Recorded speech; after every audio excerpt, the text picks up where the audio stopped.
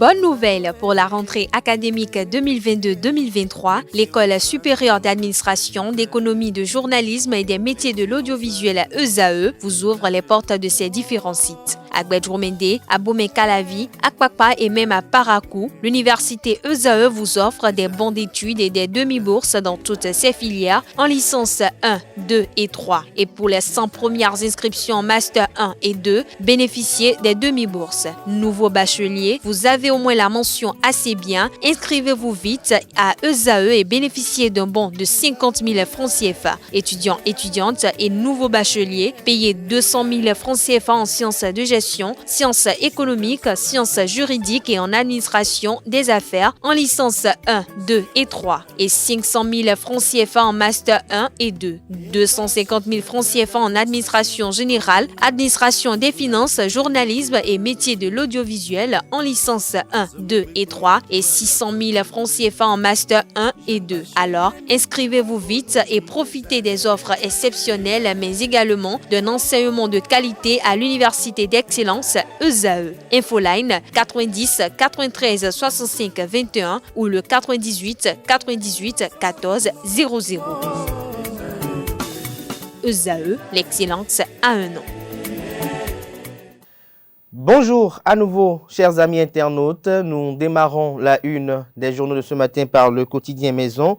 L'informateur propose ce matin en manchette paiement des agents électoraux. La commission électorale nationale autonome Sénat rassure. Nous faisons diligence pour satisfaire tout le monde dans le respect des normes pour une bonne gestion des fonds publics, a communiqué l'institution. Retrouvez le dit communiqué en page 3. Toujours à la une de l'informateur de ce matin, pays à Gonli, paix retrouvée dans la chefferie traditionnelle d'Adazere et d'Akinidegbe, la symbiose. L'article édifiant est à retrouver en page 4. Ordre national du mérite, liste des 143 forces de défense et de sécurité promues. Des détails à la page 9 de la parution de ce matin de l'informateur, dont l'oreille droite de la une de ce matin vous invite à découvrir dans les colonnes de sa parution les productions journalistiques des étudiants en formation de journalisme à l'école supérieure d'administration, d'économie, de journalisme et des métiers de l'audiovisuel ESAE. Le quotidien national d'information titre en manchette ce matin, législative de 2023, le verdict du référendum que cache le quotidien de service public avec ce titre, c'est à découvrir en page 3. Toujours à la une du quotidien La Nation de ce 17 janvier 2023, Parlement 9e législature, la touche féminine. Vous avez en illustration 3 femmes élues députées pour le compte de la 9e législature. L'article édifiant à retrouver en page 5. Fraternité, ce matin en manchette, piètre score de MPL, UDBN, Mouel Bénin et FCBE aux législatives de 2023. Avenir incertain pour 4 partis satellites, estime le journal. Vous avez en illustration les logos des formations politiques concernées. Le journal fait savoir à travers sa manchette que l'horizon partisan s'éclaircit dans le paysage politique. Les législatives du 8 janvier dernier ont donné un coup de balai dans le système partisan et l'on se fait désormais une idée des différentes forces en présence et de leur poids électoral. Le verdict remet chaque parti à sa place. Ainsi, 2 tendances se dégagent à l'issue du vote. 3 grands partis politiques d'un côté et des partis satellites de l'autre. Les 3 premiers partis au terme du scrutin ont eu l'adhésion populaire en concentrant plus de 90% des suffrages des électeurs, alors que les 4 suivants n'ont pas pu réunir 10% des suffrages dans leur ensemble combiné.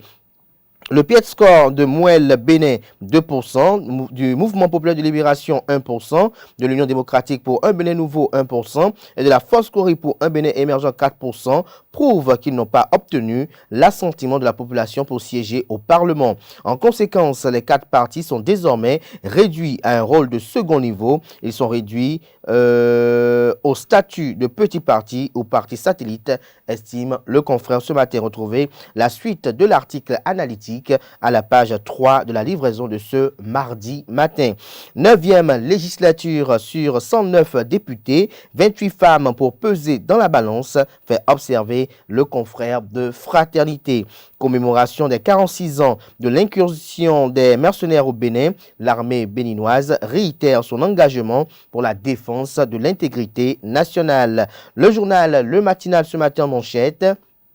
Législative de 2023, l'heure du bilan dans les partis politiques. Vous avez en illustration les logos des formations politiques ayant participé au scrutin, à savoir Force Cori pour un Bénin émergent FCBE, Bloc républicain BR, Mouel Bénin, Mouvement des élites engagées pour l'émancipation du Bénin, Union progressiste Le Renouveau, UP Le Renouveau, Union démocratique pour un Bénin nouveau UDBN, Mouvement populaire de libération MPL, les démocrates LD.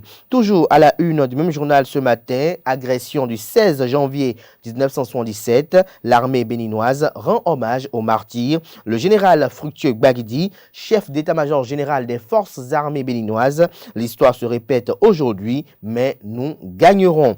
Nous passons à présent au journal Matin Libre. Après les législatives au Bénin, pourquoi cette fatwa contre Yahi, s'interroge le confrère. Toujours à la une du même canard ce matin, législative de 2023, voix des démocrates, Madougou et Richard Boni Ouourou, des acteurs. Nous restons toujours à la une du journal Matin Libre de ce matin. Littérature, 17 minutes pour vivre. Gagné Soglo rend le silence. Info Matin, à présent en manchette, élection législative de 2023, Rachidi Gbadamassi, une épine dans les bottes de talons enlevées par Yahi, s'interroge le confrère. Retrouvez les motivations de cette interrogation à la page 3 de la livraison de ce matin du journal. Le Béninois libéré libère ce matin en manchette, renouvellement de la classe politique du Septentrion, le politologue le plus aimé, Issa Boni Ouourou en tête, Yahi, Talata, Sakalafia, Alassane Seydou, Wallis Zoumarou vomi et enterré. Toujours à la une du même quotidien ce matin, règlement de l'affaire Da Gandaro suivant les recettes millénaires de la chefferie traditionnelle. Dada Zéré, prix Nobel de la paix, Da Afodianoukon et Da Alodéou, vivement remerciés pour leur contribution. Toujours à la une du même canard ce matin, Bénin, budget de l'État 2023, les révélations de Romuald Wadaï sur les initiatives sociales vous sont présentées en page 3. Le grand regard ce matin en deuxième de titre à la une de la FCBE à l'UP Le Renouveau. Théophile Yarou maintient une bonne complicité avec sa base. Il fait du Baobab la première force politique de la 7e circonscription électorale. Sans compromettre sa mission de médiateur en Guinée, Boni Yahi sauve la démocratie béninoise au bon moment, estime le confrère de Le Grand Regard ce matin en manchette. Selon le confrère, des résultats satisfaisants à Conakry et à Cotonou. Dabarou ce matin en manchette, échec de l'honorable Rachidi Gbadamassi aux élections législatives de 2023. La 8e perd un député qu'elle n'aura plus jamais. Qualité et défauts d'un homme politique exceptionnel vous sont présentés à la page 3. Toujours à la une du quotidien Dabarou de ce matin, Bénin, après les législatives du 8 janvier dernier, la Commission électorale nationale autonome Sénat, à travers son président Sakalafia, rassure du paiement à temps de ses agents.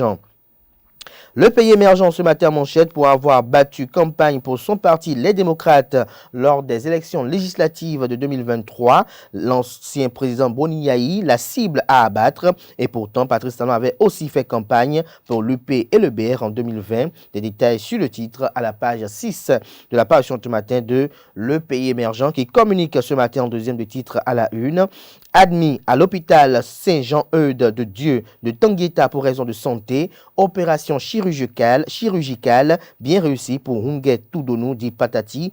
Les messages de gratitude de sa famille au président Mathurin de Chacus vous sont relayés en page 12.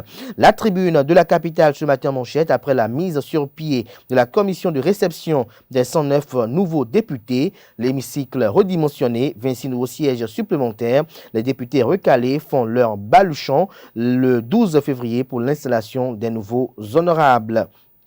Décryptage info ce matin en deuxième de titre à la une. Prise en charge de Hunguet Toudonou à l'hôpital Saint-Jean Eudes de Dieu à Tangueta. Reconnaissante, j'allais dire, la famille Toudonou salue l'humanisme du président Mathurin de Chacus. Le Chasseur Info ce matin à la une, année académique 2022-2023, 27 janvier, fin des inscriptions à l'université d'Abomey-Calavi. Toujours à la une de Le Chasseur Info de ce matin, visite de travail de l'ambassadeur Kingang au Bénin, de nouveaux horizons pour consolider la coopération sino-béninoise. Le confrère de la matinée en manchette ce matin a mis d'urgence à l'hôpital de Tangueta. Toudonou Hongay, alias Patati, a eu la vie sauve grâce au président Mathurin de Chacus. Nouvelle mutation ce matin en manchette. Après les élections législatives, campagne d'intoxication contre Boniaï, veine cabale contre l'ancien président, estime le confrère. Législative de 2023 au Bénin, voici ce qu'il faut savoir du contentieux électoral. Le confrère de Le Coopérant communique ce matin en manchette. L'ex-bâtonnier Jacques Migan analyse et clarifie sur le scrutin du 8 janvier dernier sur ESAE TV. Ce n'est pas un vote sanction, c'est un satisfecit décerné au président Patrice Talon et la démocratie du Bénin. Retrouvez le compte rendu de cette sortie médiatique à la page 3 de la livraison de ce matin du journal, qui a également pour titre à sa une ce matin: hommage en souvenir à l'agression terroriste du 16 janvier 1977. L'histoire se répète aujourd'hui, mais nous gagnerons, dit le général Fructueux Gbagidi. Retour sur le récit de Bob Denard. Toujours à la une du même quotidien ce matin, rencontre avec les encadreurs des classes sportives. Oswald Omeki, ministre en charge des sports en République du Bénin, fait le point du chemin parcouru et annonce les défis pour l'année 2023.